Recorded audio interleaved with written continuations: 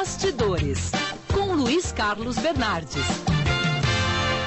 Olá, Luiz Carlos, bom dia. Bom dia, Paulo, pessoal do estúdio e ouvintes. Luiz Carlos, ontem você participou daquele seminário Copa Sustentável, uma promoção do Confé e do CREA Minas, que teve o apoio e que tem o apoio do governo do estado, da Prefeitura de Belo Horizonte. O que é que você conta pra gente desse seminário? Paulo, o seminário foi uma bela ideia, aliás, o Confé está realizando. O Confé é a Confederação dos Engenheiros e Arquitetos, é um órgão nacional que eu já disse aqui, presidido por um mineiro, Marcos Túlio. Ele está realizando esse seminário em 12 capitais e Belo Horizonte. Foi ontem. Olha, foi muito interessante.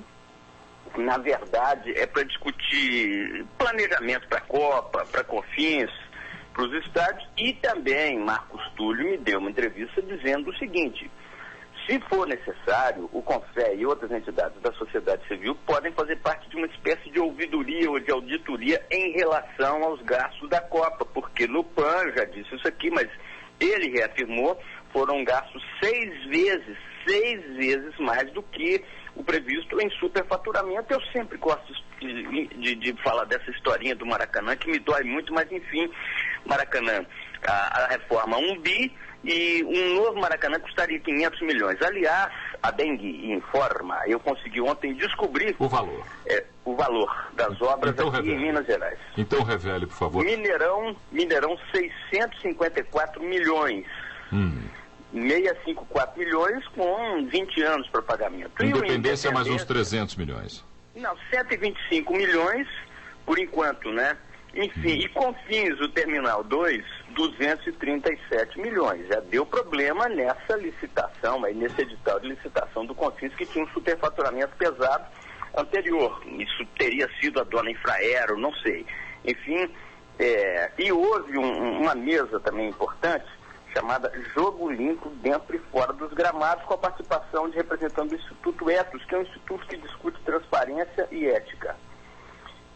Então, foi muito bom, foram vários depoimentos aí sobre Confins, sobre Mineirão, sobre vai haver investimentos em Inhotim, em Ouro Preto, na cultura. Diz o representante do governo do estado que vão ser retirados jovens das favelas, capacitá-los de trazê-los para o mercado. Enfim, as ideias são muito interessantes. Agora, é claro que a sociedade civil tem que acompanhar isso. Do mesmo jeito que eu vou dizer, já na sequência, que a sociedade civil tem que acompanhar a reforma político-eleitoral, a sociedade civil tem que acompanhar essas obras, não só em Minas, no Brasil inteiro. Caso contrário, vai bombar de superfaturamento. Luiz Carlos, à tarde você esteve na Assembleia e foi um dos debatedores da reunião que falou sobre reforma política. Que assuntos foram debatidos? Olha, eu levantei uma série de assuntos aí. Eu falei que podemos pensar numa espécie de plano real para os partidos políticos brasileiros, ou seja, acabar com a inflação de partidos sem acabar, claro, com a representação. Diminuir o número de partidos, mas deixa alguns partidos que são de direita, outros de centro, centro-direita, centro-esquerda e extrema-esquerda. É preciso que haja esse arco, eu até falei na hora arco-íris, alguém olhou para mim e riu, mas enfim, um arco-íris político-ideológico. É preciso, na minha opinião, muita força nos projetos para financiamento de campanha. Eu acho, e outros especialistas acham, que financiamento público de campanha não resolve o problema do Caixa 2. E isso inclusive vários financiadores de campanha de áreas como empreiteiras e bancos já me disseram isso. Vai haver o financiamento público, se houver, em torno de 1 bi por campanha, mas vai continuar, claro, o Caixa 2, não vai ser uma coisa automática. Começou o financiamento público, acabou o Caixa 2, não. Financiamento público, uma grande parte, eu disse isso lá e repito aqui, vai para o bolso dos caciques políticos. Então é preciso, com essa reforma, ter um fortalecimento dos partidos, ter prévias, tipo, se fosse obrigatórias, melhor, prévias para a escolha de candidatos a prefeitos, senadores, governadores, presidentes da República, abrir espaço para política estudantil, para tipo ambientalistas, para sindicalismo de trabalhadores ou de empresários. É preciso, enfim, ter comissões de jovens nos partidos. Tem muita coisa que é possível fazer e que deve ser feita. E outra coisa, outra discussão. é reforma política ou só uma reforminha eleitoral, é só um remendinho. Isso quem vai dizer é a sociedade. Se a sociedade for lá para dentro do Congresso, pressionar e tal, vamos ter uma reforma mais profunda. Caso contrário, é uma reforminha aqui, e aliás eu quero registrar o meu elogio à Assembleia Legislativa, porque está debatendo o assunto, que é um assunto do Congresso, e fez essa comissão lá que está ouvindo muitos segmentos aí. Então, é importante, depois essas sugestões vão ser enviadas ao Congresso Nacional.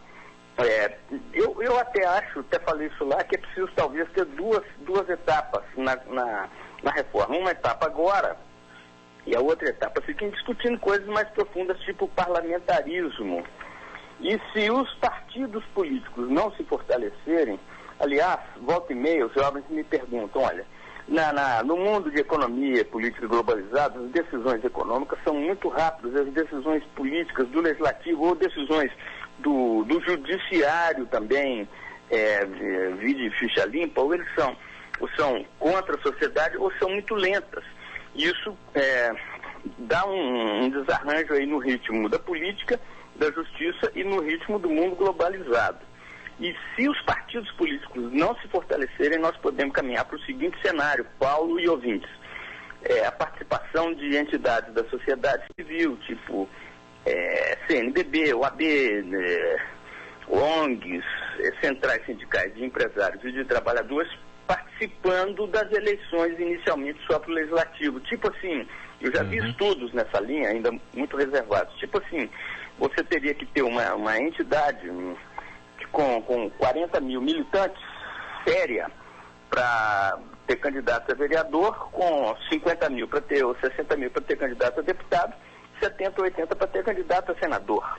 Aí alguém vai dizer, essas entidades vão defender seus próprios interesses. Não necessariamente, porque são tantas entidades aí, são tantas emoções, diria Roberto Carlos, que eu acho que difícil uma vai prevalecer sobre a outra. Então, continuariam os partidos, mas as entidades da sociedade civil também poderiam disputar eleições inicialmente para o Legislativo e mais à frente para o Executivo, para a Prefeitura, Governo do Estado e Presidência da República. Isso é só um resumo do que eu falei. E outra coisa, gostei de várias intervenções de deputados lá. Uma, o meu Queiroz e o presidente da Assembleia, Diniz Pinheiro, que acompanharam o debate, disseram que entraram com uma PEC para participação popular nos projetos e nos debates da Assembleia Legislativa, ou seja, um projeto para que haja participação popular. Isso é ótimo.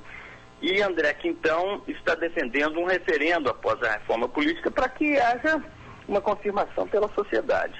Enfim, muita coisa interessante aí sendo discutida. Agora, fica sempre aquela interrogação. Se a sociedade civil não acompanhar esse debate no Congresso Nacional, vai ser um debate só de interesse dos senhores deputados federais e senadores.